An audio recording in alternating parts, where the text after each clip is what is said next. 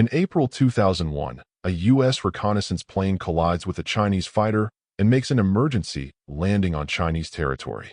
Authorities on China's Hainan Island detain the 24-member U.S. crew. After 12 days and a tense standoff, authorities release the crew, and President George W. Bush expresses regret over the death of a Chinese pilot and the landing of the U.S. plane. In a September 2005 speech, Deputy Secretary of State Robert B. Zoellick initiates a strategic dialogue with China. Recognizing Beijing as an emerging power, he calls on China to serve as a responsible stakeholder and use its influence to draw nations such as Sudan, North Korea, and Iran into the international system. That same year, North Korea walks away from six-party talks aimed at curbing Pyongyang's nuclear ambitions. After North Korea conducts its first nuclear test in October 2006, China serves as a mediator to bring Pyongyang back to the negotiating table. In March 2007, China announces an 18% budget increase in defense spending for 2007, totaling more than $45 billion. Increases in military expenditures average 15% a year from 1990 to 2005. During a 2007 tour of Asia, U.S. Vice President Dick Cheney says China's military buildup is not consistent with the country's stated goal of a peaceful rise. China says it is increasing spending to provide better training and higher salaries for its soldiers to protect national security and territorial integrity.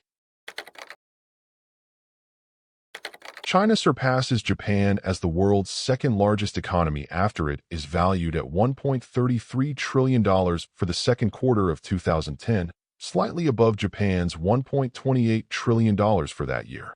China is on track to overtake the United States as the world's #1 economy by 2027, according to Goldman Sachs chief economist Jim O'Neill. At the start of 2011, China reports a total GDP of $5.88 trillion for 2010, compared to Japan's $5.47 trillion.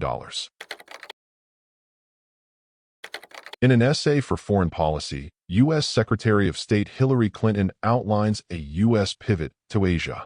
Clinton's call for increased investment, diplomatic, economic, strategic, and otherwise, in the Asia-Pacific region is seen as a move to counter China's growing clout.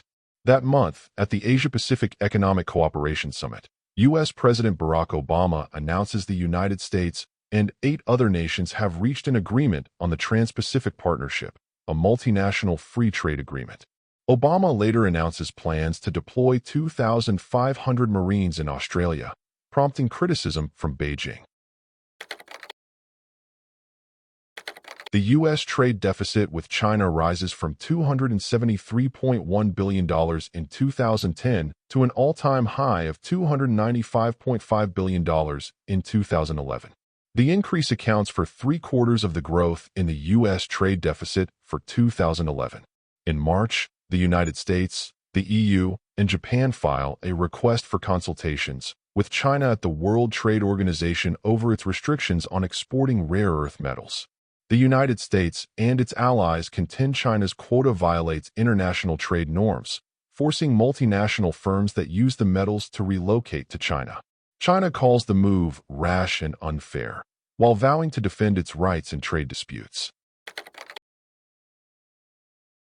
The 18th National Party Congress concludes with the most significant leadership turnover in decades, as about 70% of the members of the country's major leadership bodies, the Politburo Standing Committee, the Central Military Commission, and the State Council, are replaced.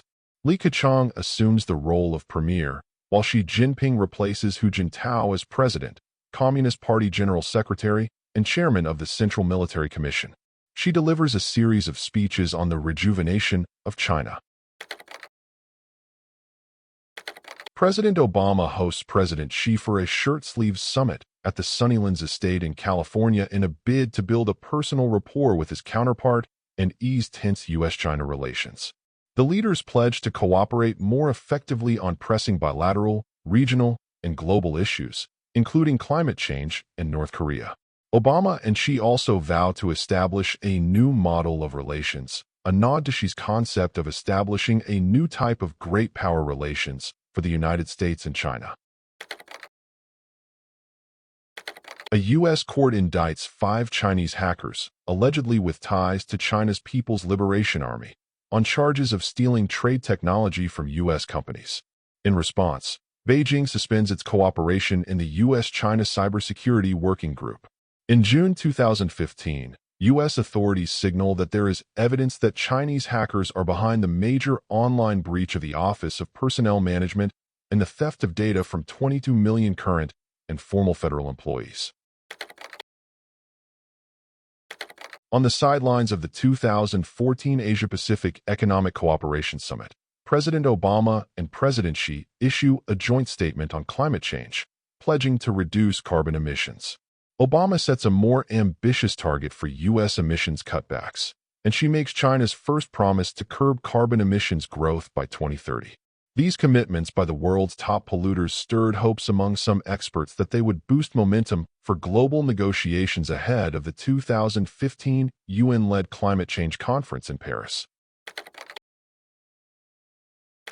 At the 14th Annual Shangri-La Dialogue on Asian Security, U.S. Secretary of Defense Ashton Carter calls on China to halt its controversial land reclamation efforts in the South China Sea, saying that the United States opposes any further militarization of the disputed territory.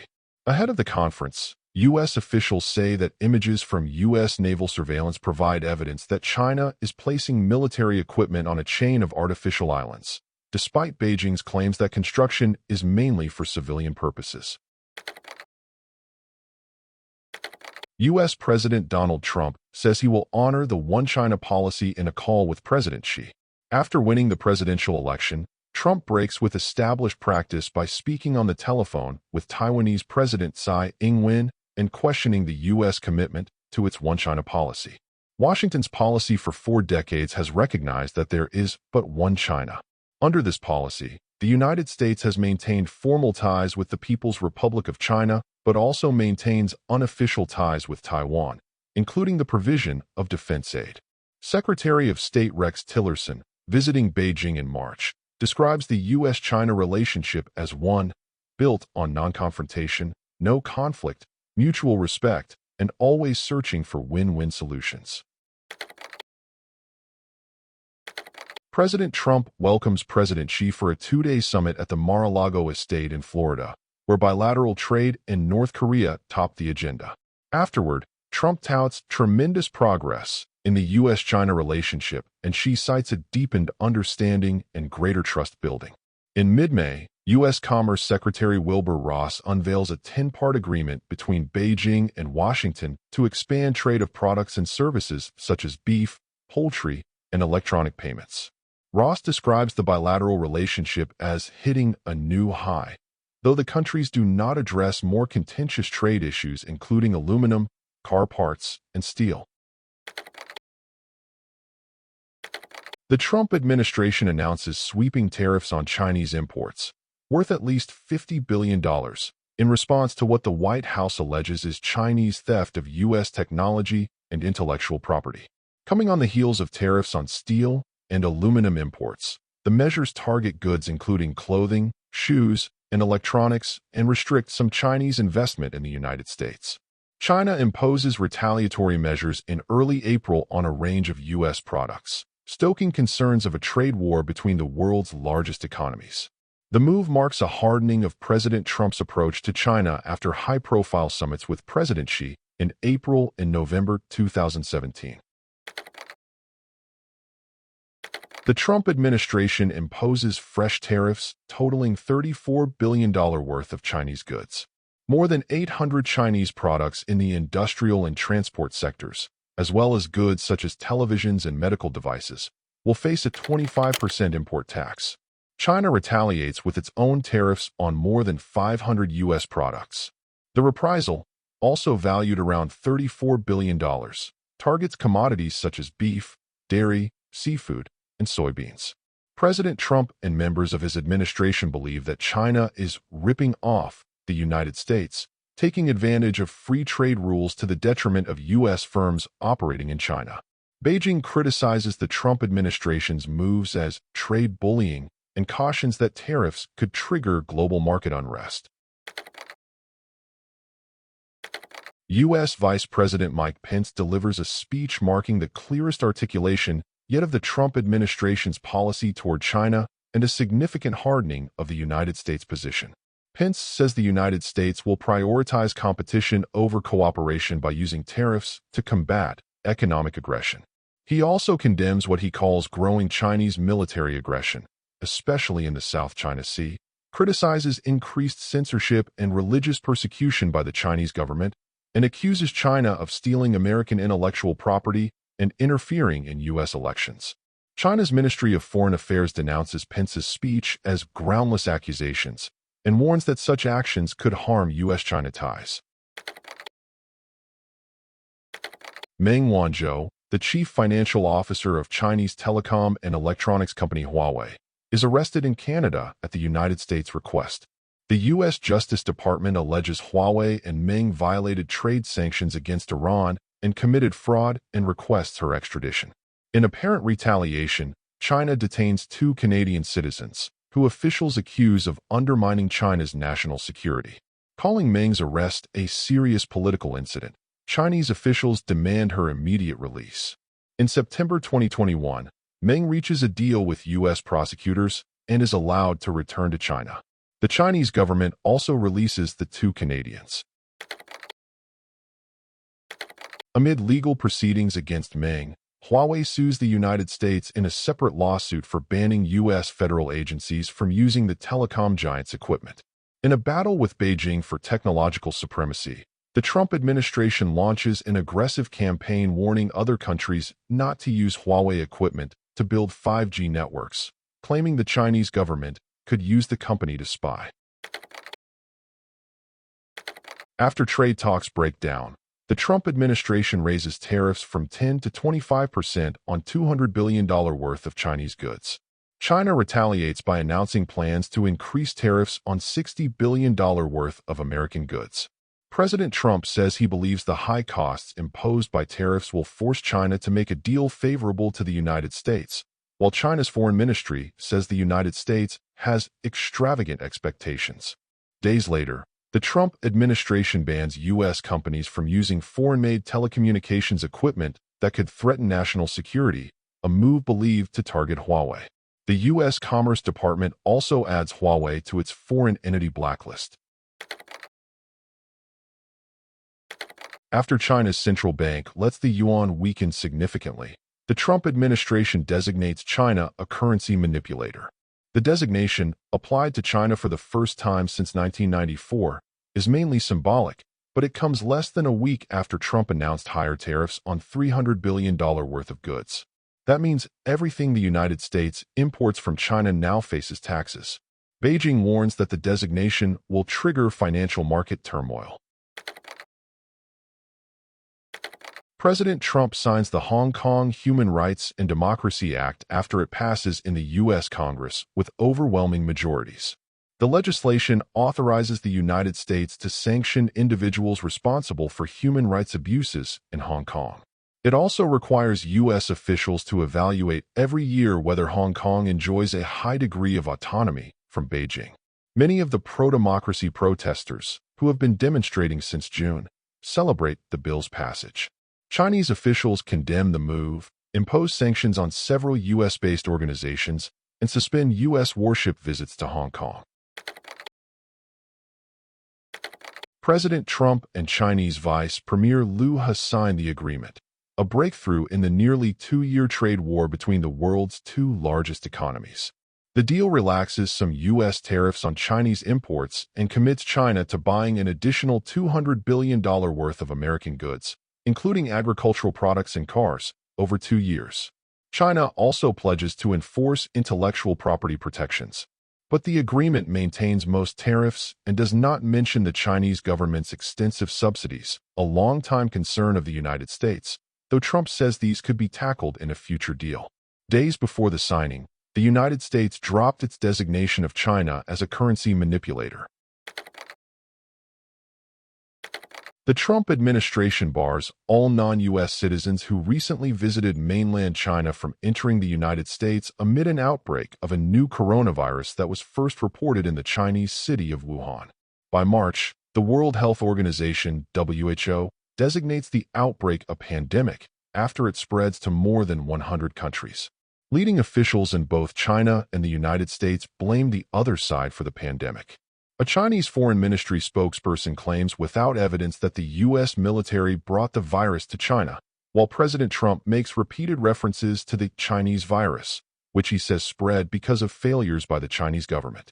In April, top officials in both countries changed their tones by highlighting areas for cooperation amid the crisis. Still, Trump faults the WHO for being biased toward China and halts U.S. funding to the organization. The Chinese government expels at least 13 journalists from 3 U.S. newspapers, the New York Times, Wall Street Journal, and Washington Post, whose press credentials are set to expire in 2020. Beijing also demands that those outlets, as well as Time and Voice of America, share information with the government about their operations in China. The Chinese Foreign Ministry says the moves are in response to the U.S. government's decision earlier in the year to limit the number of Chinese journalists from 5 state-run media outlets in the United States to 100, down from 160, and designate those outlets as foreign missions. In November 2021, Washington and Beijing agreed to ease restrictions on journalists working in each other's countries. 2 weeks after Beijing passes a new national security law for Hong Kong, President Trump signs an executive order ending the city's preferential trade status with the United States. He also signs legislation to sanction officials and businesses that undermine Hong Kong's freedoms and autonomy. Chinese officials threaten to impose retaliatory sanctions on U.S. individuals and entities. They denounce what they call U.S. interference in China's internal affairs, including Washington's announcement a day earlier declaring most of Beijing's claims in the South China Sea illegal. The United States orders China to close its consulate in Houston, Texas, alleging that it was a hub of espionage and intellectual property theft. China condemns the order and retaliates by closing the U.S. consulate in Chengdu. In the same week, Washington indicts 2 Chinese hackers for allegedly stealing coronavirus vaccine research and sanctions 11 Chinese companies for their reported role in human rights abuses in Xinjiang. Meanwhile, Chinese Foreign Minister Wang Yi blames the United States for tensions.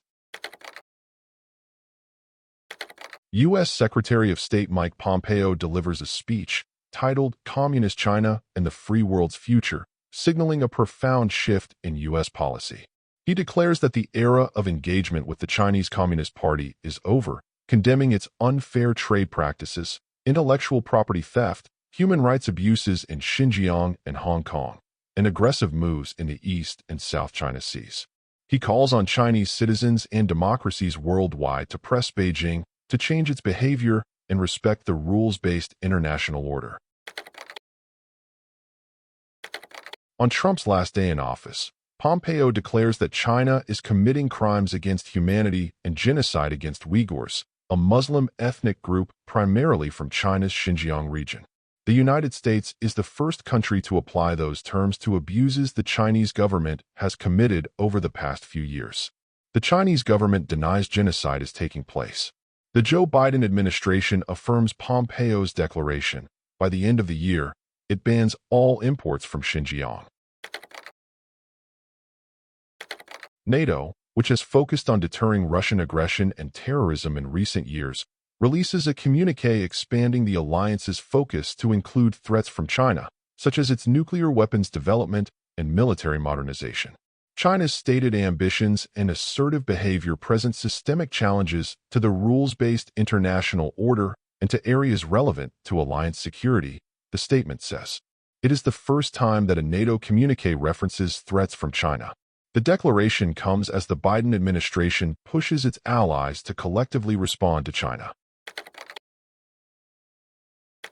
The United States and China, the world's top emitters of greenhouse gases, sign a joint statement during the UN Climate Summit in Glasgow. They agree to boost cooperation on combating climate change over the next decade and work together on increasing the use of renewable energy, developing regulatory frameworks, and deploying technologies such as carbon capture. U.S. and Chinese officials applaud the agreement, with Chinese climate envoy Xie Jinhua saying, "There is more agreement between the United States and China than divergence." The leaders' first formal meeting since Biden took office is held virtually and lasts more than 3 hours. Similar to the meeting in Alaska, the leaders voice issues of long-standing disagreement, with Biden raising concerns about Beijing's human rights abuses and she saying that U.S. support for Taiwan is like playing with fire. There are no major breakthroughs nor a concluding joint statement, though Biden says they establish guardrails to avoid conflict, and experts say it is a positive step that the meeting even takes place. The United States imposes a diplomatic boycott of the Winter Olympics in Beijing, citing the Chinese government's human rights abuses in Xinjiang and elsewhere.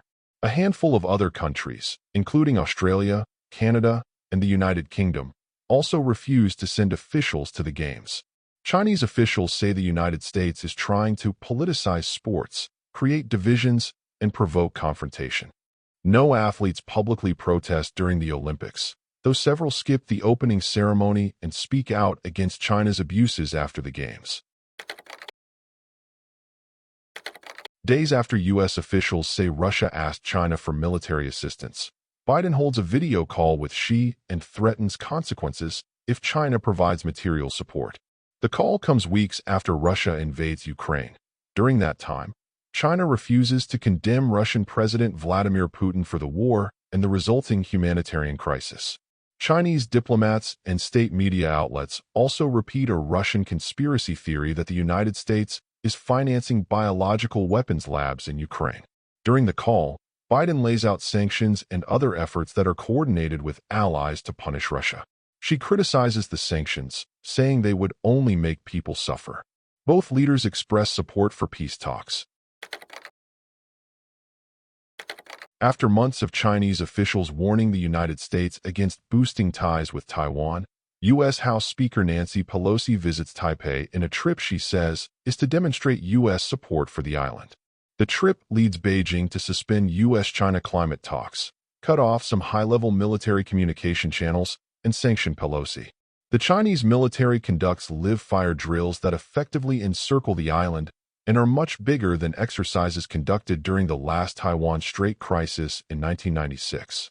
It also launches ballistic missiles over the island, some of which land in Japan's exclusive economic zone, and Chinese aircraft cross the median line between mainland China and Taiwan. The Group of Seven, G7, objects to China's aggressive military activity, saying it risks destabilizing the region. The Chinese Foreign Ministry blames the United States for the tensions, while Taiwanese President Tsai says China's response has undermined the status quo. The U.S. Commerce Department places sweeping restrictions on exports of U.S.-made advanced computing chips and related equipment to China. Commerce officials say China is using these items to produce advanced military systems and commit human rights abuses. U.S. companies and individuals who want to support China's chip development now require approval from the U.S. government to do so. The restrictions also apply to foreign companies that use any U.S.-made tools and software. Experts expect the move to hobble China's domestic chip industry, which has received a surge of government funding in recent years but still lacks the ability to manufacture the most advanced chips. A Chinese Foreign Ministry spokesperson says the United States will only hurt and isolate itself with the restrictions. President Biden orders the U.S. Air Force to shoot down a Chinese-operated balloon off the southeastern U.S. coast after security officials say it was spying on sensitive military sites. China calls the balloon a civilian weather monitoring craft that accidentally veered into U.S. airspace. China's foreign ministry condemns the downing as a serious violation of international practice and vows retaliation. The incident causes the Biden administration to cancel a trip by U.S. Secretary of State Antony Blinken to Beijing, raising fresh concerns over a worsening of U.S.-China relations already strained by U.S. support for Taiwan and trade frictions. The two leaders meet in San Francisco, marking their first engagement in a year. Biden and Xi discuss topics including Taiwan, the South China Sea, and the wars in Ukraine and the Middle East. The leaders commit to resuming a bilateral working group to combat illicit drug manufacturing and restarting high-level military-to-military communication, and agree to establish a working group to discuss the risks of artificial intelligence. She also suggests in the meeting that Beijing would send new pandas to Washington as a sign of friendship after their departure in October 2023. The summit aims to demonstrate some repairing of ties between the two countries, ultimately meeting low expectations. Biden and Xi share a phone call on April 2nd to reiterate their agenda from the November summit, as well as their continuing efforts to address climate change and people-to-people exchanges. Meanwhile, U.S. Treasury Secretary Janet Yellen leads an economic delegation to China, and U.S. Defense Secretary Lloyd Austin resumes dialogue with China's Minister of National Defense, Admiral Dong Jun, for the first time since November 2022. On April 26th, Blinken travels to Shanghai and Beijing to meet with top Chinese officials, including Xi. Blinken warns China against supporting Russia's war in Ukraine and discusses issues including North Korea's nuclear missile programs and the Israel-Hamas war. Less than a month later, Biden imposes new U.S. tariffs on Chinese electronic vehicles and other green products. The U.S. House of Representatives has passed a slew of bills targeting Chinese companies and industries during its first week back in session following the summer break, dubbed China Week. A total of 25 bills are up for deliberation. Significant bills that have already been passed include the Biosecure Act, which codifies the Chinese biotech companies BGI, MGI, Complete Genomics, Wuxi AppTec, and Wuxi Biologic as foreign adversary biotechnology companies, and renders them ineligible for certain federal contracts, and the Countering CCP Drones Act, which places the Chinese drone maker DJI on the Federal Communications Commission's FCC covered list, thereby prohibiting any new DJI models from being approved and operating in the U.S. President Donald Trump marked the start of his second term with a broad trade policy directive, prioritizing a methodical review of the United States trade relationships, including a sharp focus on China. While no immediate tariffs were announced, the administration signaled its intention to evaluate Beijing's adherence to the 2020 trade agreement and address trade imbalances. President Trump has ordered the federal government to strengthen measures against Chinese investments in the U.S. that pose national security dangers in a sweeping policy directive. The Presidential National Security Memorandum, signed on Friday, seeks to promote foreign investment in the U.S. from friends and allies. The policy also wants to limit purchases from adversaries, particularly from threats posed by foreign adversaries like the People's Republic of China, the White House stated in a fact sheet. In particular, the Treasury Department-led Committee on Foreign Investment in the United States, known as CFI-US, which reviews and can block foreign purchases of U.S. companies or land, is getting new powers to limit Chinese deals in the U.S.